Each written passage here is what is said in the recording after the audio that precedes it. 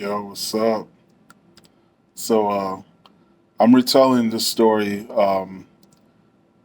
This story, I actually sent it to my homeboy, Hood Horror. Uh, if y'all don't already know about his channel, go check that out. Hood Horror. That's my homie right there. Um, I've sent him like three stories. I'm gonna be redoing them on my channel just to tell him in my own words. And because he had told me like I should do my own channel, and he told me you got a good voice for it. I wasn't too sure in the beginning, but you know I finally got up the nerve or whatever to do it. And so anyway, this is a this is a story that this happened a long time ago. Like I think it was like like maybe like '89. So yeah, it was a long time ago. Yeah, I know I'm kind of old. I'm getting up there, but I can still handle business, whatever. But anyways, like I said, I told this story on his channel, and I'm gonna tell it again here. And this is like a pretty serious thing actually that happened. You know, um, I'm gonna try to be as respectful as possible, with this story, because I actually asked him if he could remove it from his channel because I made a mistake of using some real first names. And I was like, I didn't think about it at the time because it was such a long time ago. But I just, after a while thinking about it, I was like, yeah, I need to take that down and use maybe only first initials or definitely initials. But um, so anyway, um, there we go. Let me see. So the parts that I didn't witness myself, you know, um, I hope are 100% accurate from the other people that were there that saw what I didn't see. Um, so, if eventually somebody from my old neighborhood, that was probably there, might come across this story. My parts of it, I know are 100% accurate, what I experienced and what I saw. The other parts, I hope, are 100% accurate. But, the other parts that are filled in that I'll, explain in the video, um, is what I was told and heard from, several different people. So hopefully it's accurate. Um, so anyway, just kind of lay some background. You know, like I said before, I grew up in the hood. I grew up in the projects on the south side of town. Um, if you've ever heard of Phoenix, Arizona, I'm sure most people have. It's a city, south of Phoenix, Arizona. It's almost like a miniature of Phoenix, Arizona. Pretty much all the same stuff. You know, projects. Back then, you had a lot of gang activity in my hometown. I'm not sure if you still do now. Doesn't seem like as much. But anyway, I never joined a gang or anything like that myself.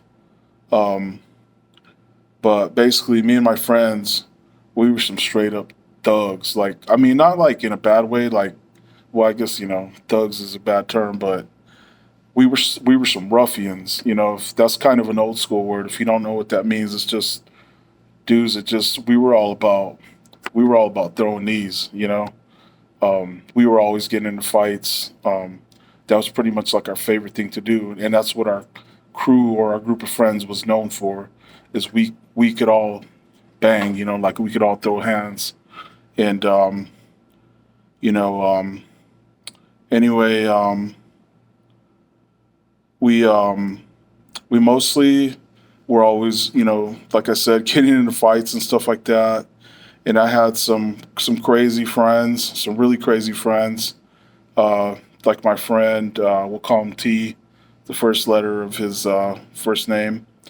He was half Mexican and half Apache, which pretty much says it all. um, and my friend D, that's first letter of his first name, was a little bit less crazy, but just as down.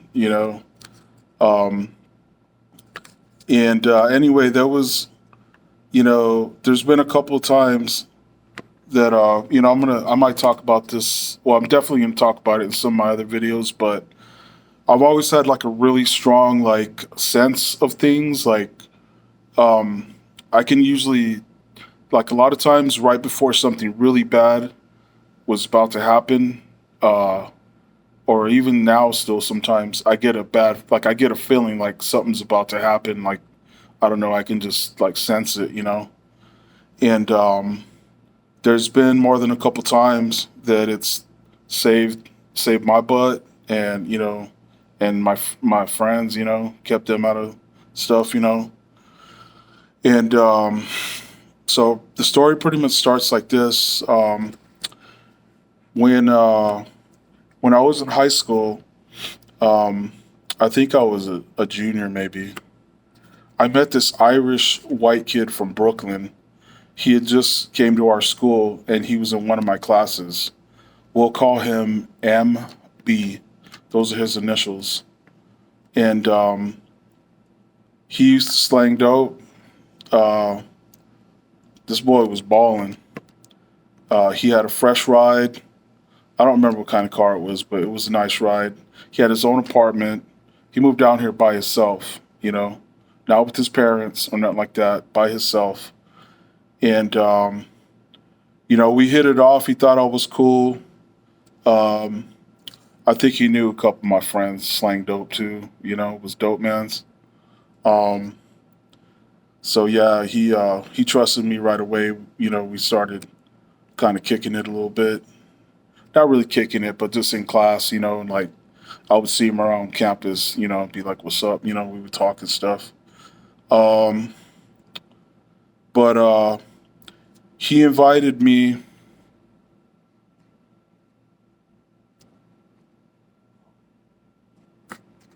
Shoot, hold up. I was having some issues with my phone. I don't know what's going on.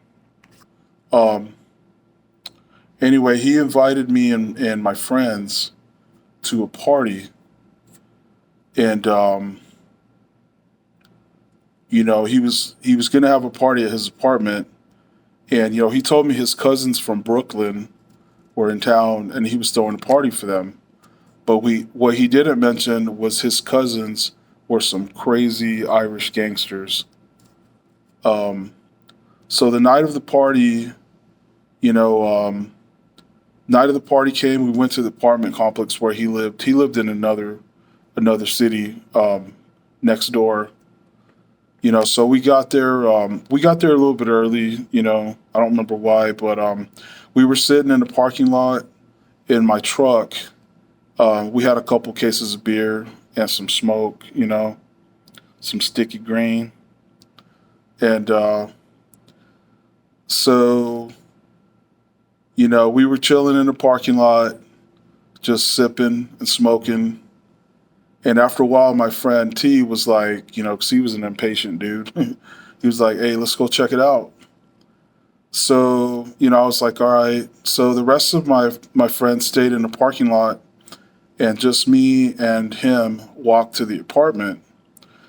There was people hanging outside of the apartment, like on the front patio, and like that area. And I remember asking one of them, "How come you guys are outside and not inside?" And they were like, "Man, them dudes is kind of scary looking." And I was like, "Who?" I was like, "What?" And they were like, his cousins. So of course I was like, whatever, let me step in here and let us check it out, see what's up. So as soon as I walked in the door, I noticed his cousins were all sitting at a table playing cards. Um, and it was just a couple of females inside too. Then I saw MB at the fridge grabbing some brews. He came up to us and handed us each a beer, and was like, "What's up, man?" Like shook our hands, and you know. But before he even spoke, I remember just getting a really bad feeling and looking at them boys at the table was looking at us crazy. And I remember thinking, man, they look like the dudes from House of Pain, all tatted up with shaved heads. Some of you younger dudes and females out there might not know who House of Pain was, but if you look them up, it was like a real popular rap group in the I'm pretty sure it was the late '80s. You know, um, there were some Irish white dudes from New York, and they were like all tatted up, shaved heads. Looked all crazy. Anyways, that's what these dudes look like, and so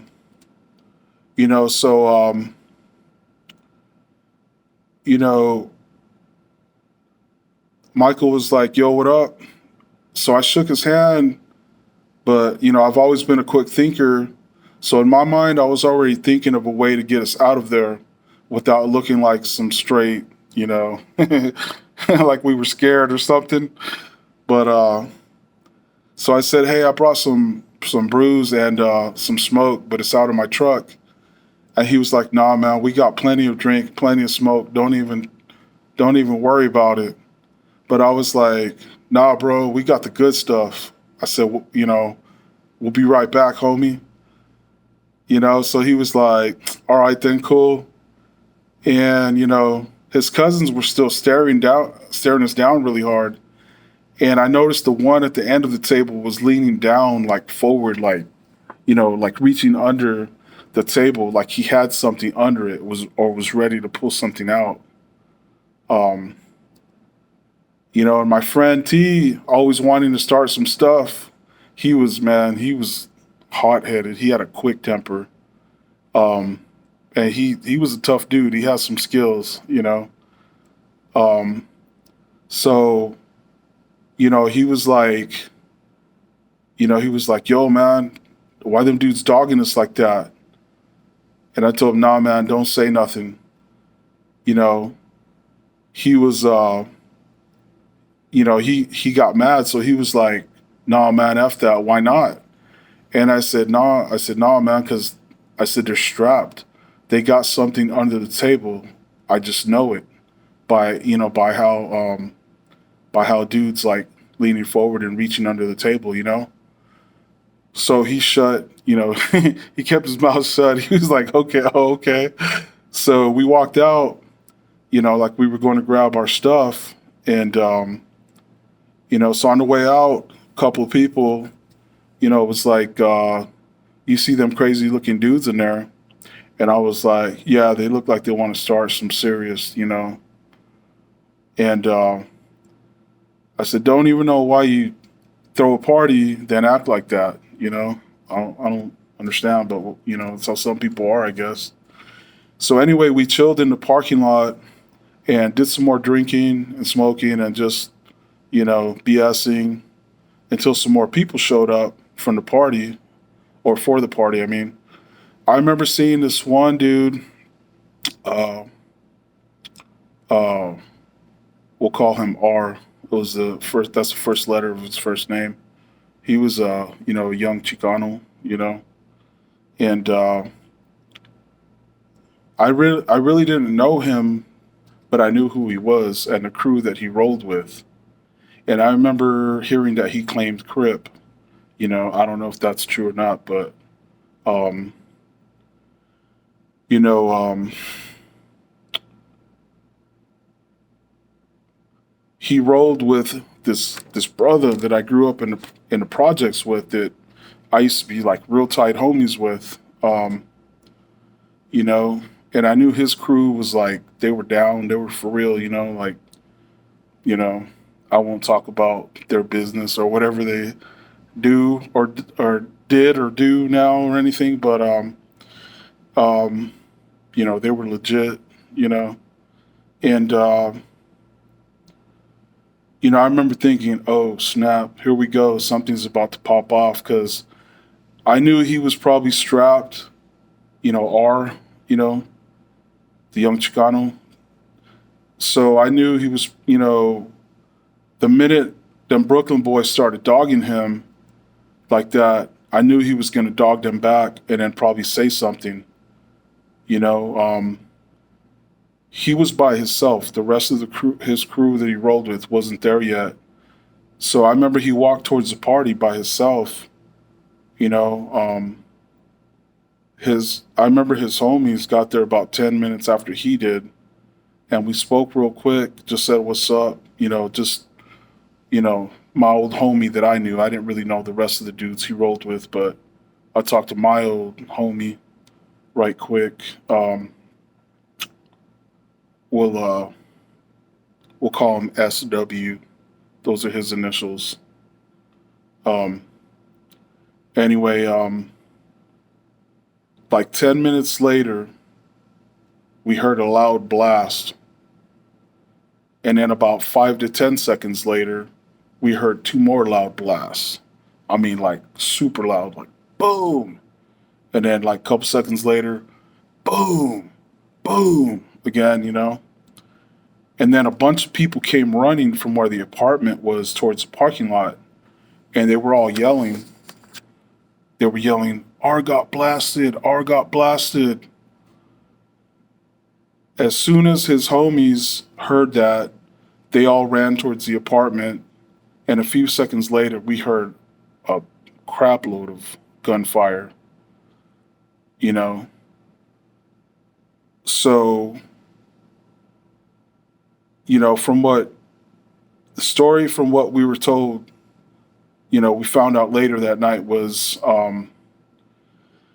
that R, had walked into the party and right away, them dudes dogged him just like they did us. But instead of backing out of there like we did, he threw up his hands and was like, what up, And I guess from what we were told, he pulled up his shirt and showed his, his strap, you know. So as soon as he did that, one of them Brooklyn boys pulled out a sawed off, or short barrel 12 gauge pump and blasted him dead in his chest. Homeboy went down, and I guess he tried to crawl away, but they said dude walked up to him, walked up behind him and shot him 2 more times in the back, And, I guess the people that were in there were like yelling and stuff. So he yelled at them, get the F out or you're next. That's when everybody started screaming and running away toward the parking lot. As soon as his boys outside heard what happened, they ran to the apartment, pulled out their guns, and they just opened up on the apartment with all their stuff. But I don't know if they hit anyone, or not. So after we heard all that, I was like, yo, let's get the F up out of here before 5-0 gets here, So, we all loaded up in my truck and we took off. Everybody else was peeling out too and getting out of there, And to tell you the truth, like, I have never really searched too hard or whatever, but I don't know if they ever caught the dudes that did it because from what I heard, that dude MB and all his cousins took off back to New York that same night. Yeah, it was some crazy stuff, man. I just remember thinking that could have been me and T if I didn't,